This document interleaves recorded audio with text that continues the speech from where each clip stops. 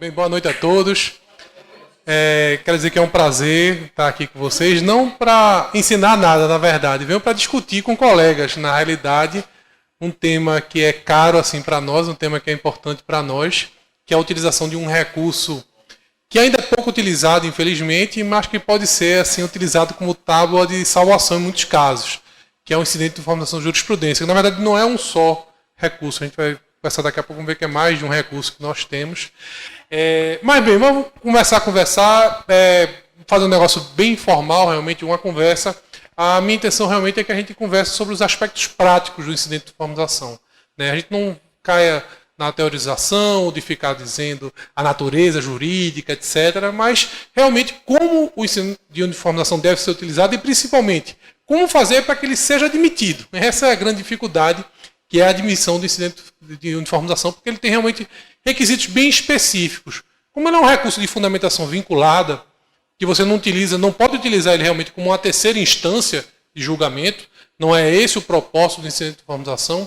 Então ele tem realmente requisitos bem específicos, que tem que estar claramente bem preenchidos para que ele seja admitido.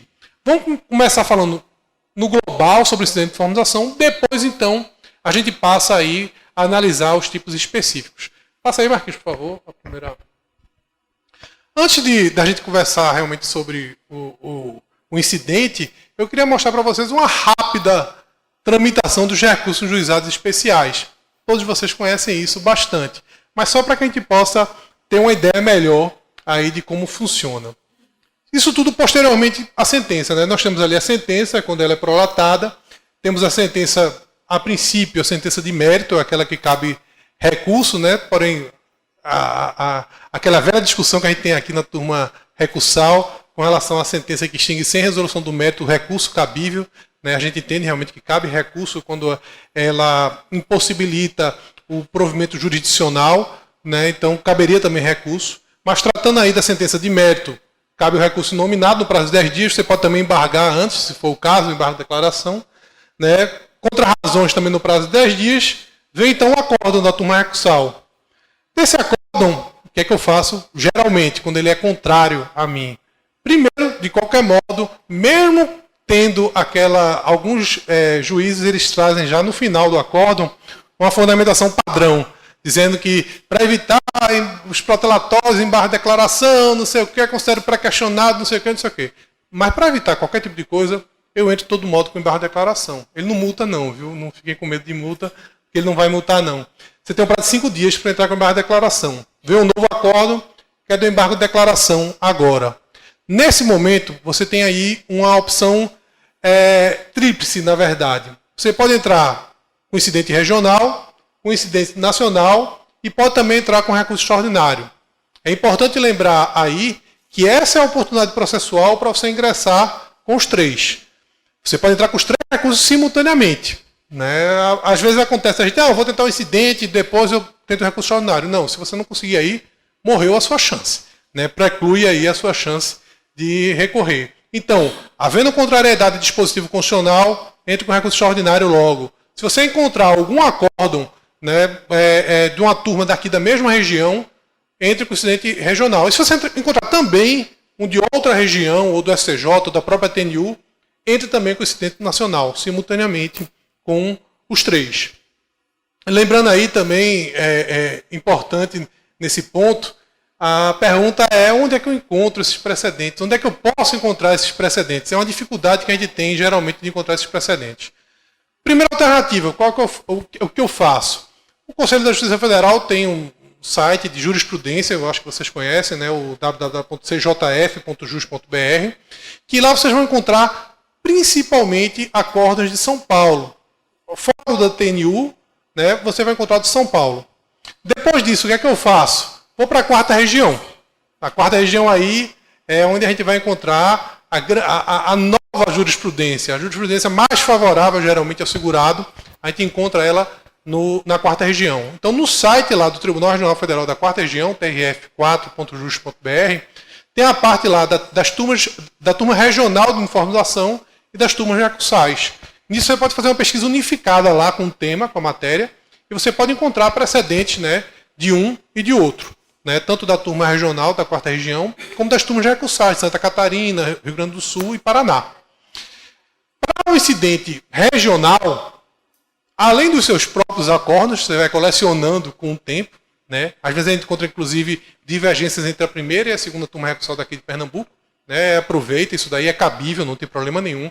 Pode ser utilizado como paradigma o acordo de outra turma recursal, né? da mesma sessão judiciária. No site do TRF daqui, da 5ª região, tem a parte dos juizados especiais federais. Nessa parte lá tem a pesquisa de jurisprudência também das turmas recursais daqui. Sergipe, Rio Grande do Norte, daqui de Pernambuco, da Paraíba. Então lá também vocês podem pesquisar precedentes para utilizar para o incidente regional de uniformização. Né? Então já teve casos em que eu entrei com os 3 recursos simultaneamente. Encontrei acordo daqui, Sergipe, por exemplo, é muito comum. Encontrei acordo lá do Paraná e também uma contrariedade à Constituição. Então dá para entrar com os 3 recursos simultaneamente. Aí a parte adversa é intimada para suas contrarrazões, né, apresenta as contrarrazões e aí vem a decisão de admissibilidade. Essa é complicada. Né? Essas decisões de admissibilidade, nosso grande problema realmente é a admissão.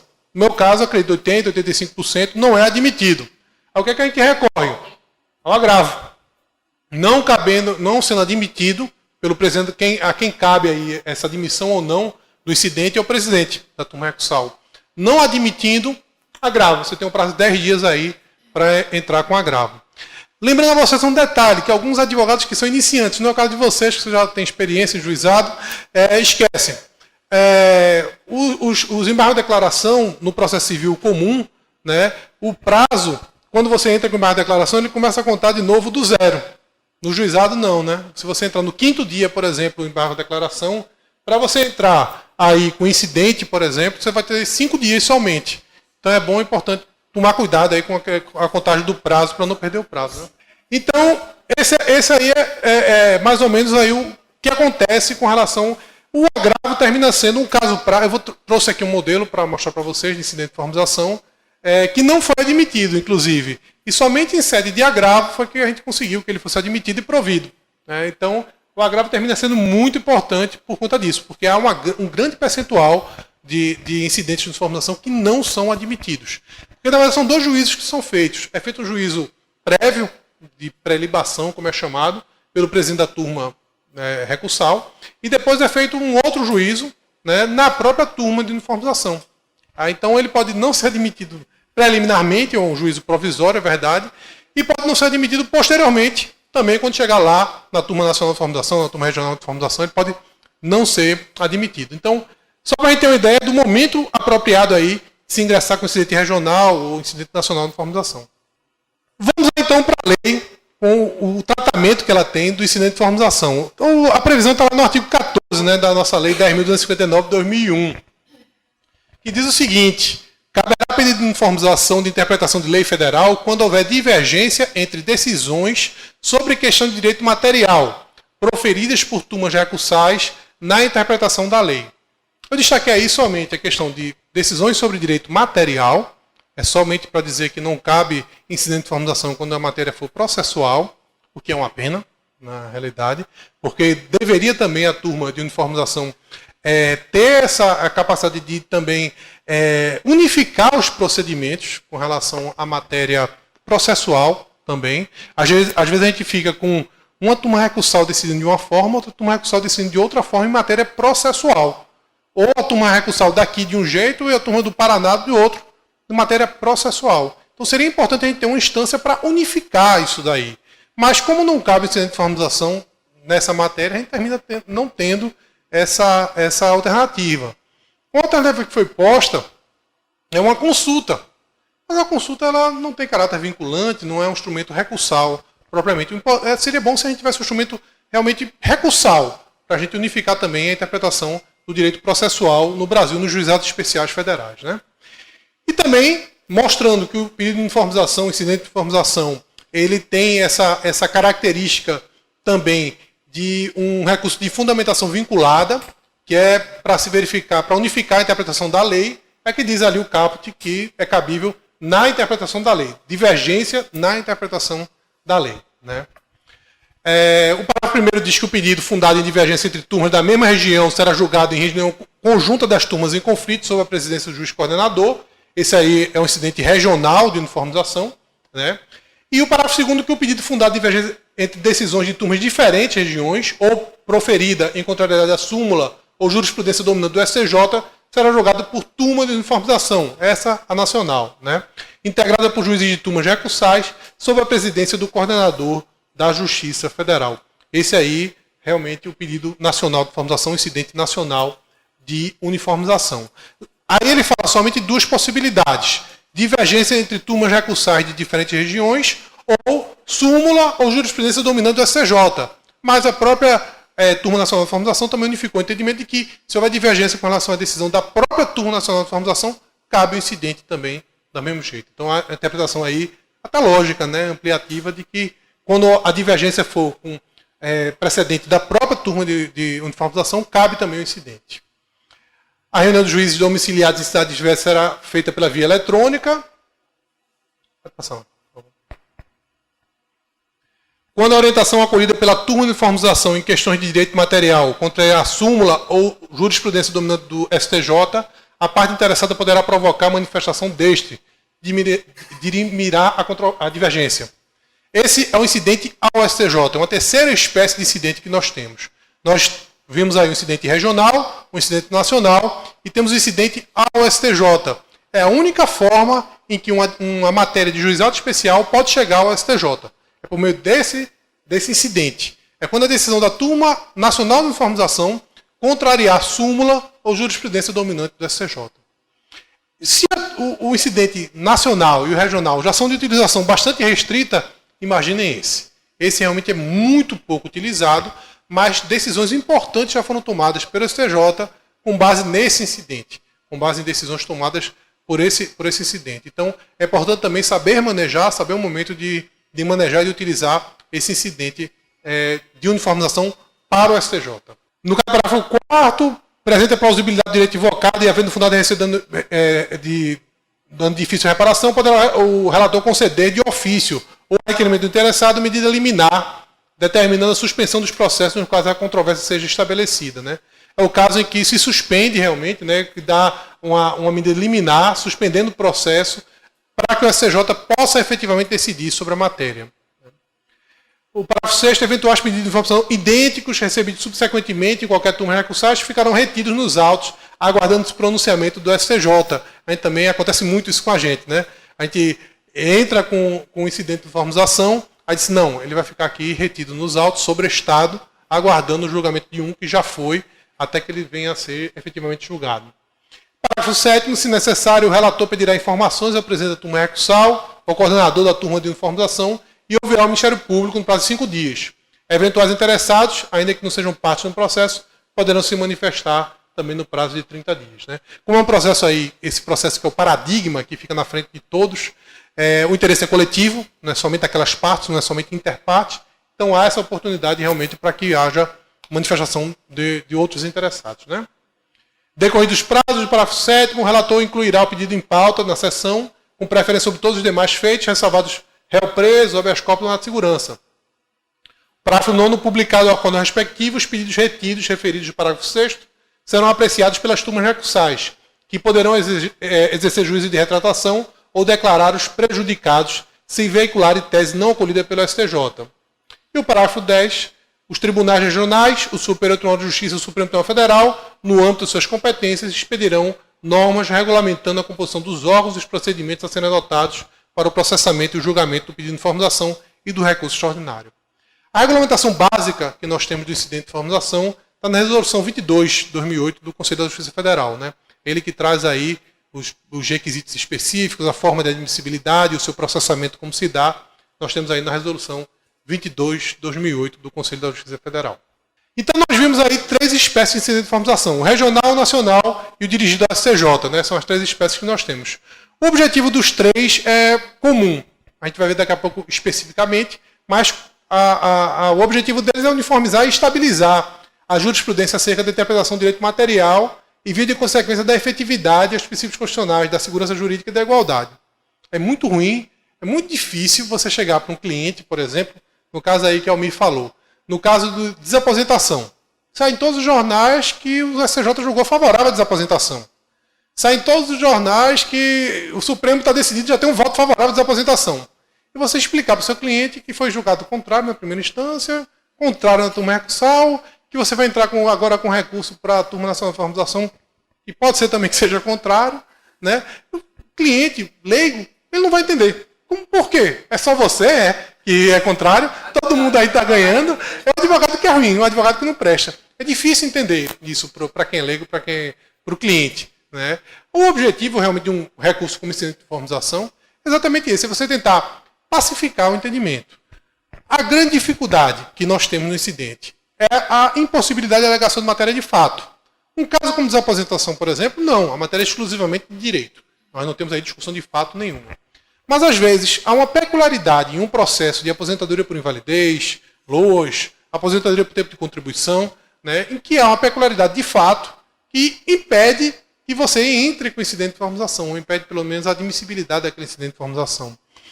Mas aí é a matéria de fato. Quando a matéria de direito, o incidente ele serve para tentar unificar isso, para que todos tenham a mesma resposta para casos idênticos no judiciário. Evitar a criação de situações em que com um caso idêntico tem um julgamento em um sentido e o outro, com o mesmo caso, tem um julgamento no sentido diverso. Isso é muito ruim para a segurança jurídica, né? Isso é muito ruim para a estabilidade das relações sociais mesmo, né? Você ter decisões divergentes com relação à mesma matéria. O incidente tenta diminuir isso daí, pelo menos. Mas ele não é uma terceira instância recursal. Ele não funciona como... Na verdade, no juizado a gente não tem nem instâncias propriamente, né? Tudo é primeiro grau de jurisdição, a princípio. Né? Mas ele não é uma terceira instância. Você, entrei, foi julgado improcedente, vou entrar com recurso nominado, se for julgado lá contrário, eu recorro de novo. Não é um recurso de novo, é um recurso especial. Mas às vezes de um recurso especial no processo civil comum, né? Quando a matéria é legal, quando a lei, violação à lei, né? Só que aí só cabe por divergência. No recurso especial a gente tem duas hipóteses, né? Por divergência, com julgados de outros tribunais, e a gente tem também a questão de violação à lei federal. Aqui, o incidente de formalização, o requisito tem que ser concomitante. Ao mesmo tempo tem que haver violação à lei e tem que ter também divergência jurisprudencial. Quem pode interpor são as partes e o Ministério Público. Nós não temos no juizado o terceiro interessado, né? Então, como não tem no juizado o terceiro interessado, só as partes do Ministério Público que podem interpor o incidente.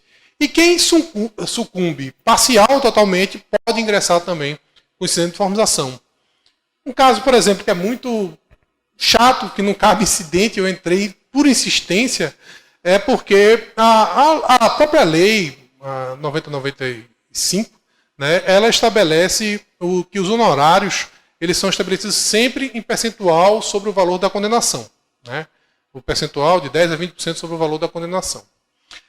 A turma recursal, durante algum tempo, alguns relatores ficaram estabelecendo os honorários em valor fixo, R$500, R$1.000, ou um percentual inferior a 10%. Não pode. Realmente não é possível. A lei é clara com relação a isso. E, diferentemente do Código de Processo Civil, ela estabelece de forma clara que os honorários são de 10% a 20% do valor da condenação. Há uma sucumbência aí parcial, somente com relação aos honorários. Mas o incidente ele não é admitido porque a matéria é processual.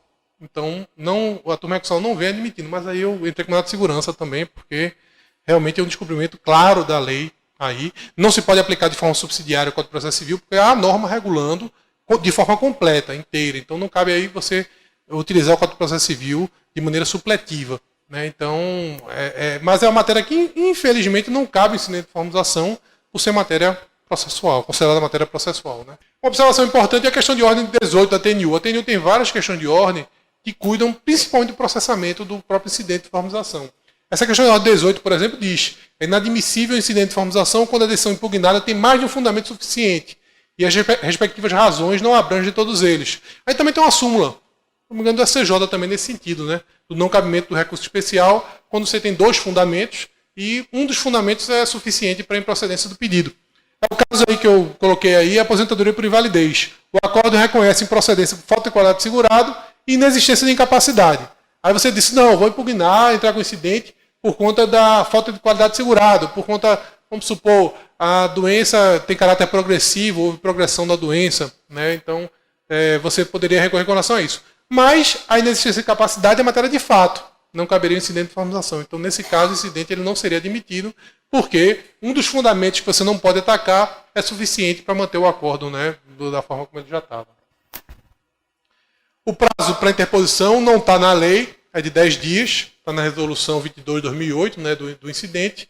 E as hipóteses de cabimento, como nós já falamos aqui, são divergência de decisões proferidas por turmas recursais em questão de direito material. Né? É necessário a juntada do acórdão paradigma, é a questão de ordem 3 da TNU. Quando não for possível juntar o acórdão paradigma, você tem que fazer a referência no texto, né, ao link de onde ele pode ser acessado. A própria TNU também já decidiu nesse sentido. Se você não conseguir o inteiro teor do acórdão, você pode fazer referência ao link na internet oficial, onde você consegue aquele acórdão, que aí ele é admitido. Mesmo sem a juntada do paradigma, ele é admitido. A divergência tem que ser atual. Não vale você pegar um acórdão lá de 2005, 2006, isolado naquele sentido. Tem que ser um acórdão realmente recente, né, para que seja considerado. E, além de tudo, é aí que é uma das coisas dos mais difíceis, é comprovar a similitude fático-jurídica entre o acórdão recorrido e o paradigma. Eu tenho uma estratégia que é o cotejo analítico, vou mostrar daqui a pouco para vocês como é que eu faço. Faço uma tabelinha com o acórdão de um lado, o acórdão recorrido, o paradigma do outro, e marco onde é que está a similitude de um e de outro, sabe, a similitude fática. Aí no modelinho daqui a pouco eu vou mostrar para vocês como é que eu faço esse cotejo analítico, que eu já importei, eu já fazia isso no recurso especial, aí importei para o incidente de formalização para comprovar essa similitude fático-jurídica. Se o paradigma é proferido por turma recursal da mesma região ou pela própria turma regional de formalização, cabe o incidente regional de formalização. Se o paradigma é oriundo da turma recursal de outra região, por turma recursal de outra região, regional de outra região, ou pela STJ, cabe o incidente nacional de formalização. E se o paradigma é do STJ e o acórdão é da turma nacional de formalização, cabe o incidente dirigido ao STJ. Uma pergunta aí para vocês. Cabe o incidente nacional de formalização em face de decisão de turma regional de uniformização que contraria entendimento pacificado na ATNU? O que é que vocês acham? Vocês entraram lá com o recurso, entraram com o incidente regional, não entraram com o incidente nacional. Aí a turma regional decide em desacordo com o entendimento da ATNU ou em desacordo com o entendimento do STJ. Cabe algum recurso ainda? Vocês podem fazer alguma coisa? Mas não atacando o acórdão da turma recursal. Assim, a violação tem que ter acontecido no momento do julgamento pela turma regional. Pela turma regional, perfeito. Se fosse uma mera repetição dos fundamentos da turma recursal, vou precluir o seu direito de você recolher. Exatamente. Mas se a turma recursal regional traz novos fundamentos, esses novos fundamentos contrariam o entendimento da TNU ou do STJ, aí é cabível realmente aí você entrar, né? É muito raro isso acontecer, porque geralmente mantém, quando é pela improcedência, mantém os fundamentos, né? É muito raro. Duas características importantes, talvez as mais importantes dos incidentes: inviabilidade de reexame de matéria de fato. Você vai discutir fato, aí é complicado. Então, isso é que termina o grande filtro, digamos assim, do incidente de formalização, é essa rediscussão de matéria de fato. Assim como a STJ tem a súmula 7, né, que inviabiliza recurso especial quando for rediscussão de matéria probatória de fato, o incidente também. O grande problema dele é a questão da matéria de fato. Você pega um caso de Loas, por exemplo, é difícil você conseguir, o caso mesmo aí que eu trouxe para vocês, que a gente vai ver daqui a pouco é de Loas, você conseguir rediscutir a questão se limitando ao direito, sem ter que entrar na matéria de fato. É quase impossível, é muito difícil realmente, né? Mas, em certos casos aí, a TNU, uma decisão de 2010, se eu não me engano, foi da doutora Jaqueline Bilalvo, que deu uma boa contribuição à TNU, ela flexibilizou um pouco esse entendimento, dizendo que se a matéria de fato se confunde com a matéria de direito, há a possibilidade de você admitir um incidente de formalização. Se ela for imprescindível a análise daquela matéria de fato, daqui a pouco eu vou mostrar o precedente para vocês aí.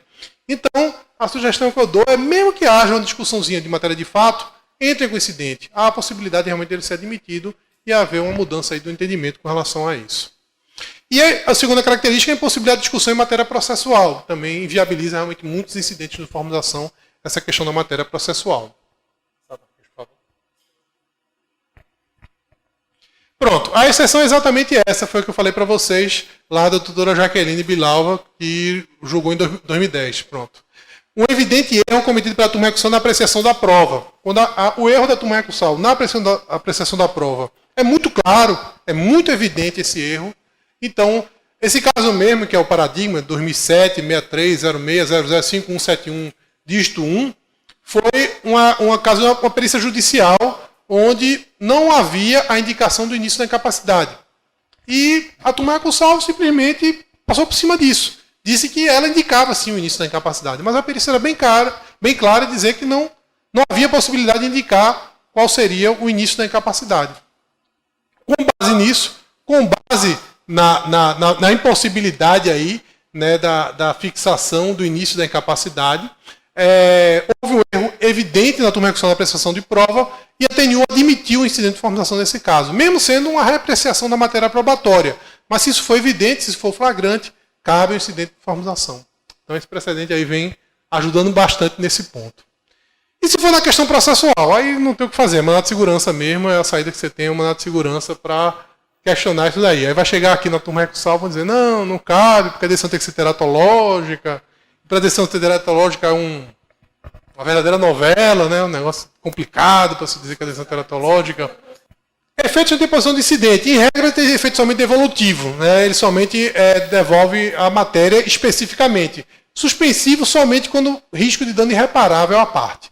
Né? É raro acontecer também, mas é uma possibilidade que pode ser pedida. E o julgamento do incidente ele tem dois efeitos. Ele tem um efeito interno, que é para as partes, imediato, e um efeito externo, que é o efeito de uniformização de jurisprudência. Né? Esse seu precedente da Turma Nacional de Formalização, por exemplo, vai servir de precedente para outros que virão à frente, tem um caráter, não diria vinculante em sentido estrito, mas certamente vai ter influência nos julgados que serão proferidos daí em diante. Né? Então tem esse efeito também externo, né, que é essas decisões proferidas nos incidentes. O juízo de admissibilidade, como eu disse para vocês também, ele é dúplice. Né? Nós temos um juízo de admissibilidade provisório, o juízo de prelibação, que é feito pelo presidente da turma recursal, onde ele vai verificar realmente quais são as questões de admissibilidade, tempestividade, demonstração da divergência e legitimidade do peticionário. Geralmente o problema está ali, na demonstração suficiente da divergência, que aí ele vai dizer que é análise de matéria de fato, etc., coisas desse tipo. A experiência é que quase 90% dos incidentes são inadmitidos. Quase 90%. E temos também aí depois, mesmo depois que ele é admitido, provisoriamente, né, digamos assim, pelo presidente da turma recursal, depois disso ele vai para o juízo também pela turma nacional de informação, turma regional de informação. Ele vai fazer também um juízo se ele é realmente admitido. Não é nem se ele vai ser provido ou não. É a admissibilidade, juízo prévio de admissibilidade. Né? E aí, nesse caso daí também é o juízo definitivo de admissibilidade. Se a inadmissão ocorrer no juízo provisório, cabe agravo. Aí pode-se recorrer por meio de agravo. Né? Se a inadmissão ocorrer lá depois já no órgão ad quem, na turma regional ou na turma nacional de formalização, geralmente isso é feito no próprio julgamento. Não fazem um juízo prévio para não admitir, para depois julgar. Mas se o relator monocraticamente decidir pelo não provimento, pelo não conhecimento, você pode então entrar com agravo regimental. A opção que você tem aí é agravar regimentalmente, que aí vai para a própria TNU decidir. Né? É muito comum também, a gente acabou de comentar isso, que ao invés de julgar propriamente, já dar provimento, negar provimento, que se mande fazer ou o juízo de adequação ou o juízo de retratação. O juízo de adequação ele é feito pelo próprio presidente da turma recursal. Ele verifica aquele recurso e vê que ele está em confronto com a jurisprudência dominante do STJ, ou da TNU, ou da turma regional, que é menos comum, e devolve os autos, né, para que eles possam realmente se retratar, né, para que ele possa se retratar se for o caso. Né. Já o juízo de adequação é a sugestão, né, de que volte os autos, a TNU, né, o entendimento que é proferido pela TNU, que volte os autos, né, para que então se adeque aquela decisão ao entendimento pacífico que é feito. Então, geralmente, ao invés da turma regional da Turma Nacional de Formalização já decidir julgar procedente o pedido, o que ele manda? Ele manda que volte para adequar. Ou então o próprio presidente da turma regional, da turma recursal, recebe, vê que está em contrariedade para não mandar para a turma nacional, turma regional, ele já determina, né, já sugere uma sugestão, porque aí a turma não é obrigada a fazer isso daí. Né? É um procedimento semelhante que é feito também com recurso especial e recurso extraordinário. O vice-presidente do Tribunal Regional Federal, por exemplo, quando ele recebe o recurso especial extraordinário, ele pode verificar que está em contrariedade com o entendimento jurisprudencial e já mandar pelo juiz de adequação para que seja adequado àquele entendimento. Né? Então, é um procedimento aí que pode ser também feito. Decisão monocrática, dando ou negando provimento ou conhecimento, cabe ao agravo regimental, já falei para vocês, prazo de 5 dias também, né? Quando não admite o incidente. Vamos para o incidente regional primeiro. Previsão, a Lei 10.259, artigo 14, parágrafo 1º. A gente já viu os requisitos. Decisão de turma recursal de estados da mesma região. A divergência tem que ser em direito material. E essa divergência, decisões de turma recursais da mesma região. Repetindo, o A e o C. A diferença só é que é a divergência, né? O órgão competente para julgamento é a turma regional de informatização. Passa mais, por favor. As duas observações importantes: não é possível invocação de paradigma do Tribunal Regional Federal ou da mesma turma recursal. Geralmente é uma tentação, assim, você procura precedente, acha um bocado do Tribunal Regional Federal, né? Favorável à sua tese. Aí você vai usar um do TRF. Infelizmente não pode, né? Não é cabível porque está fora do sistema dos juizados especiais federais, você não pode utilizar.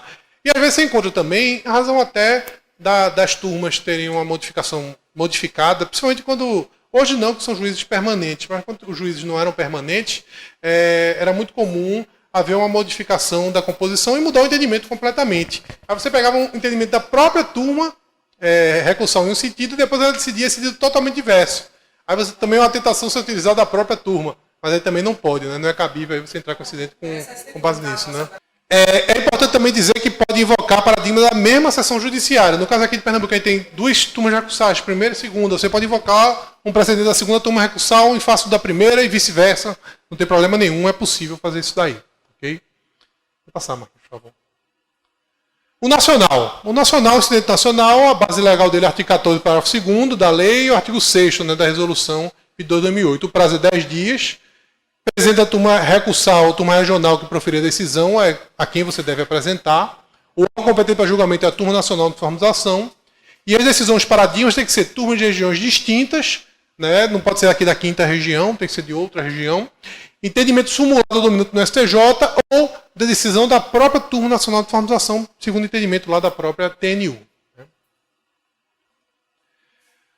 O importante aí é a previsão da resolução 22 de 2008, que considera essa jurisprudência dominante as decisões proferidas reiteradamente em casos idênticos. Às vezes também há a tentação de você pegar uma decisão isolada ou já superada, né, de alguma turma recursal para, com base nele, fazer o seu incidente. Mas só é admitido realmente se a jurisprudência for dominante, né, em casos, reiteradamente em casos idênticos. Então, geralmente eu não coloco uma decisão somente naquele sentido. Se possível, se tiver mais de uma, além do paradigma, cite outros, para mostrar que aquela decisão é reiterada, uma decisão realmente que vem sendo tomada de forma constante, né?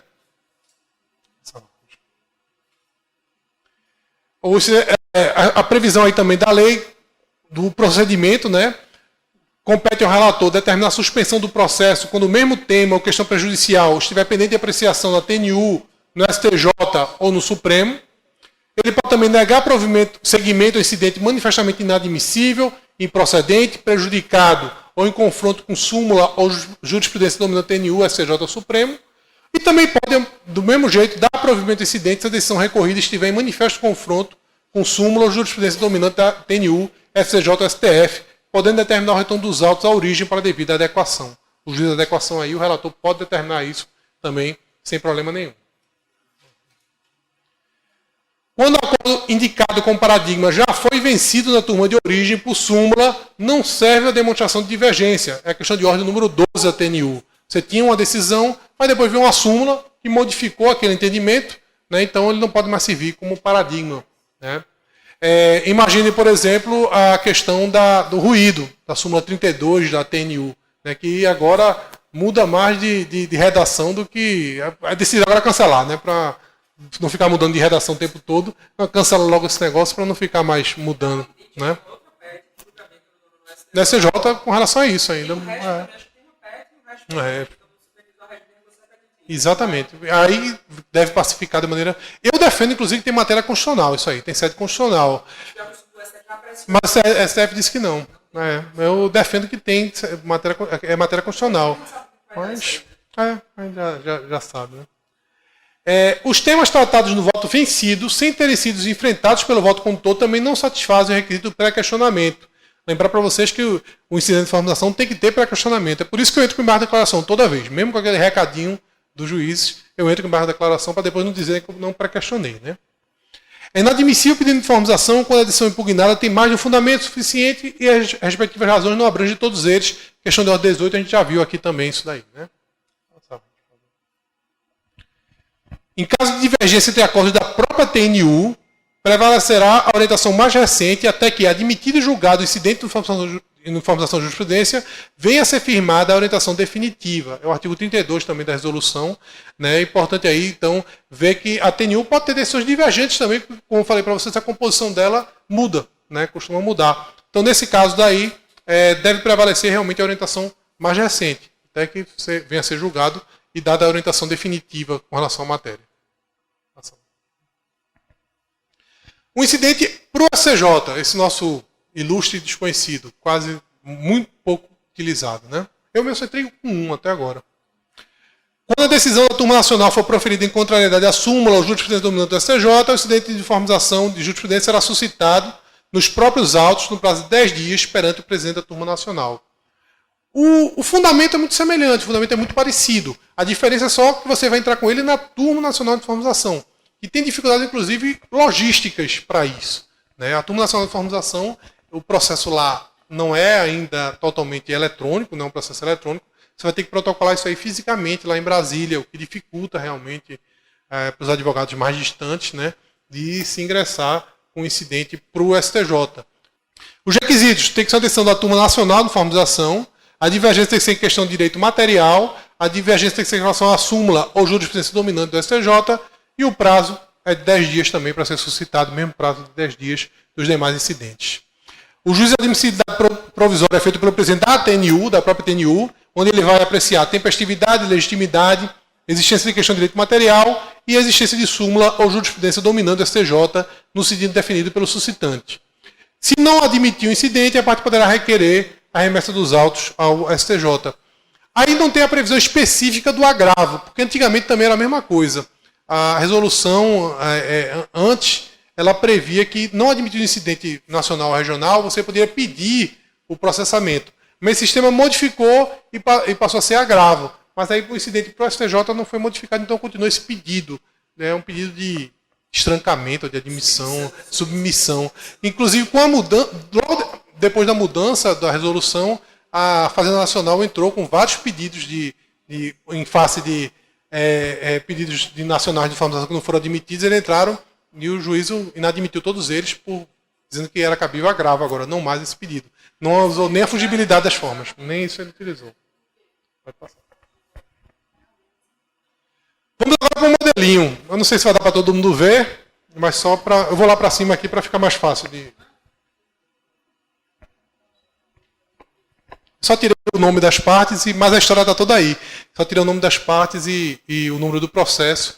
Mas esse é um modelo de incidente nacional de informalização. É o incidente nacional de informalização que de um caso de Lojas, a desconsideração da renda da genitora, da autora, aqui, do que não reside sob o mesmo teto, na renda familiar per capita. Né? A questão aí, na verdade, era essa. Era um caso, vejam como a matéria era fática, não deixa de ser fática.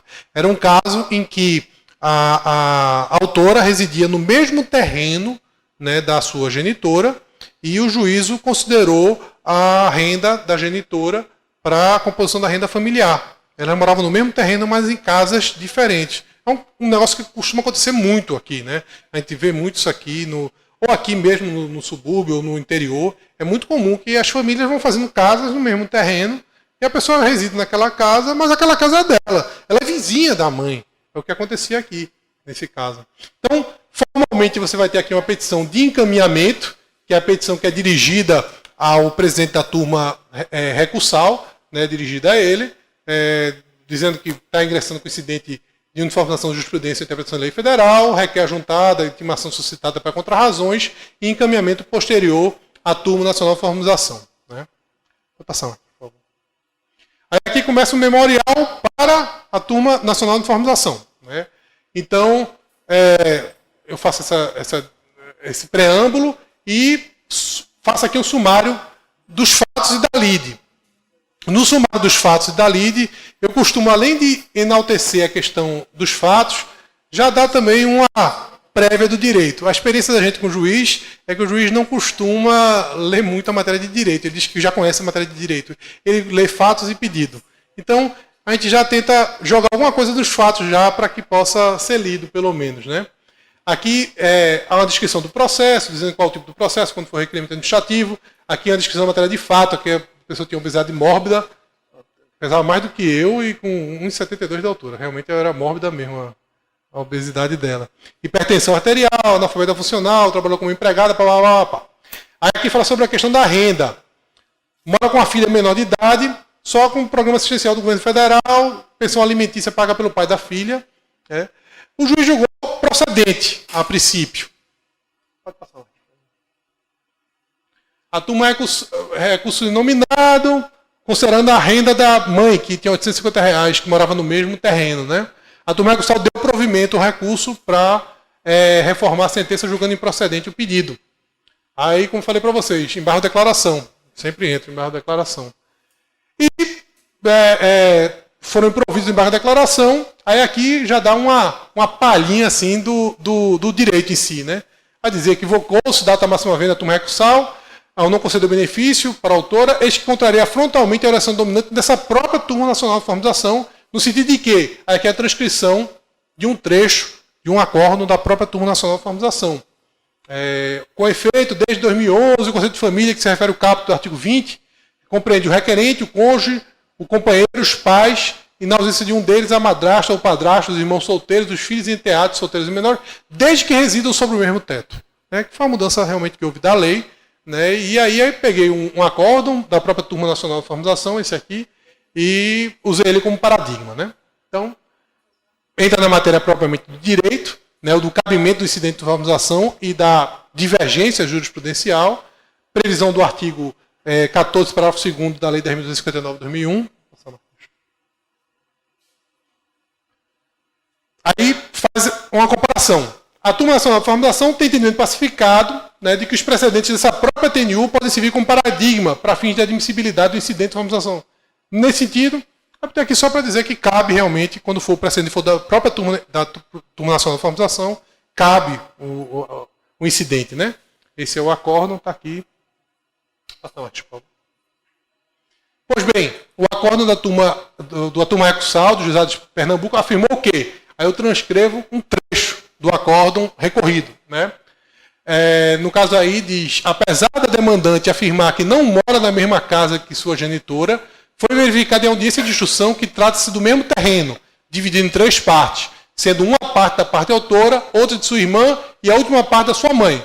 Ou seja, em outras palavras, considerou o benefício previdenciário de pessoa que não vive sob o mesmo teto, a mãe, para fins de cálculo da renda mensal per capita do benefício assistencial de prestação continuada.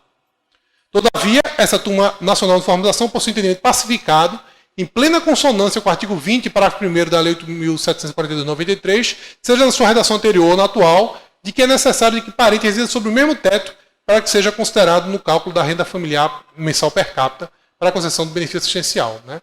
Eis abaixo, apenas a guisa de exemplo, transcrição de emenda de julgado dessa TNU, PDF tal, cópia do inteiro teor em anexo, documento 1, cuja transcrição se faz necessária para preencher o requisito de cotejo analítico. Nesse caso, eu não fiz indicação da onde eu obtive, porque é da própria TNU. Se fosse de outra turma recursal, eu teria colocado aqui, entre aspas, o linkzinho de onde eu encontrei, sabe, esse precedente. Sabe? Aí aqui está a ementa completa, eu não vou ler toda ela para vocês, né, está aqui. É grande, inclusive, sessão da TNU. Era recente, 2012, foi julgado em 2012. Né? Com o fito de atender o requisito do cotejo analítico, demonstrar o dissenso jurisprudencial, passei a confrontar trechos dos votos proferidos julgados referidos de supra. Aí aqui é que eu faço a tabelinha. Pode passar mais.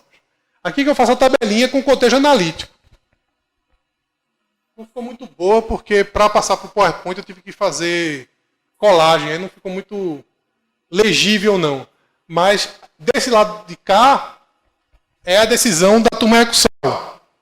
E a parte que interessa, essa parte eu boto aqui em negrito e sublinhado, para poder realmente fazer o cotejo, a comparação. É nessa parte aqui que ele diz que está considerando a renda da mãe, que não reside na mesma casa, sobre o mesmo teto, mas reside num terreno, né? No mesmo terreno, é nessa parte que ele diz isso. E do lado de cá, eu coloco a ementa do acórdão lá da TNU, que decidiu que só quando vive no mesmo teto é que deve ser considerado. Passa aí, Marquinhos, por favor. Isso, exatamente. Isso é uma tabelinha feita no Word mesmo, né, para transcrever. Só dá um trabalhozinho, às vezes, quando é em PDF, para transcrever. Mas quando já está em Word, assim, fica mais fácil para você copiar e colar, para você confrontar um do lado do outro, para você mostrar que a matéria fática é semelhante. Né? Aí eu destaco geralmente aqui a matéria fática, porque é isso que interessa ao juiz, é saber se os fatos realmente são os mesmos. Né? Então, é isso que eu destaco. Passa aí, Marquinhos, por favor. Esse aqui, a matéria fática está lá no finalzinho. Aí eu destaquei aqui, às vezes uso até esse grifo amarelo aí, para poder demonstrar essa divergência. Então, esse cotejo analítico ele serve para isso, para você mostrar que, faticamente, as questões são bem semelhantes. Né? Aí, ainda faz um comentáriozinho aqui de fato, vocês vejam que a matéria realmente é de fato. A questão da incapacidade laborativa é ponto de controvérsia. O ponto controvertido é exatamente a renda familiar per capita. Em um arranjo muito comum nas comunidades mais carentes do Recife, um terreno de herdeiros, entre aspas, localizado atrás de uma fábrica de pipoca no bairro de Afogados, foi dividido em 3. Uma parcela para a viúva, outra para a filha e outra para outra filha. Cada uma tem seu casebre, com entradas independentes funcionando apenas como se fossem vizinhas. A suscitante é uma dessas filhas, possui um pequeno casebre onde mora com sua filha, possuindo vida independente com relação à sua mãe. É verdade que a genitora recebe uma pensão no valor de R$850. Verdade também que a casa da suscitante divide o terreno com a sua mãe e sua irmã. Todavia, isso não tem o condão de caracterizar que a renda da sua genitora deve se integrar para compor a renda familiar per capita da suscitante. Aí, previsão da lei, desde que vivam sobre o mesmo teto. O dispositivo legal é clareza e alina para escrever, aí repete, né?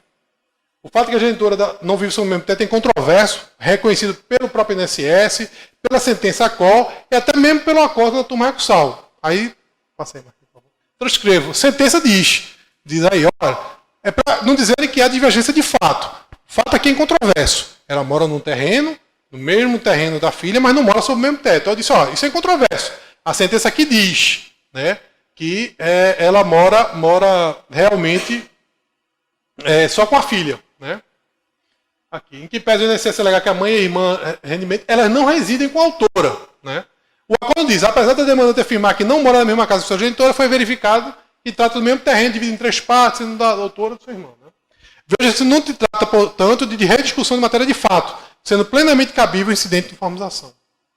Aí repete, mora no pequeno casebre, sendo vizinha da sua mãe.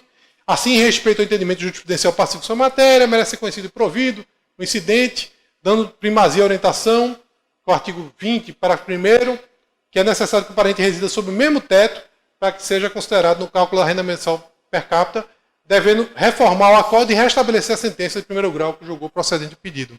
Aí vai para o pedido.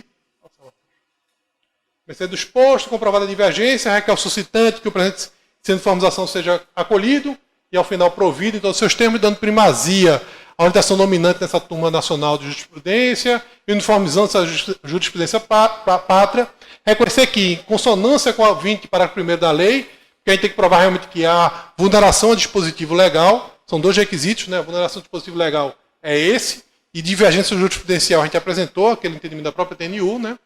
É necessário que o parente resida sob o mesmo teto para que seja considerado no cálculo da renda mensal per capita concessão do benefício do LOAS, né? Reformando o acordo da turma recursal para restabelecer a sentença de primeiro grau que julgou procedente o pedido, condenando o INSS a conceder o LOAS, com efeito financeiro requerimento com pagamento dos atrasados. Né? Faz o disposto no artigo 48 da resolução, deixa a suscitante de recolher qualquer custa. Não há custas, viu? É uma coisa também que eu lembrei de...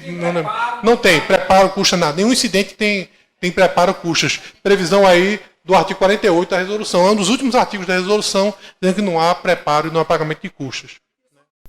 Olá, colegas, tudo bem? O que achou do nosso conteúdo? Eu quero te fazer um pedido que é muito importante para nós do blog Advogado Atualizado. Se você gostou ou não, comente abaixo a sua opinião e não deixe de curtir e compartilhar. Também inscreva-se no nosso canal e curta a nossa fanpage. Um grande abraço!